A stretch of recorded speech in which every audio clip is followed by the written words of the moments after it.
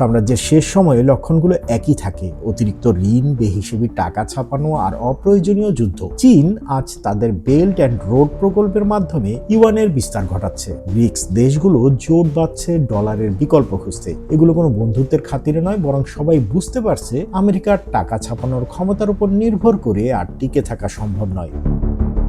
আমাদের জীবদ্দশায় আমরা যত যুদ্ধ দেখেছি, টিভিতে আমাদের যা শেখানো হয়েছে তার সবটাই কি সত্যি, নাকি স্বাধীনতা, গণতন্ত্র আর মানবতা ছিল কেবলই মার্কেটিং স্লোগান?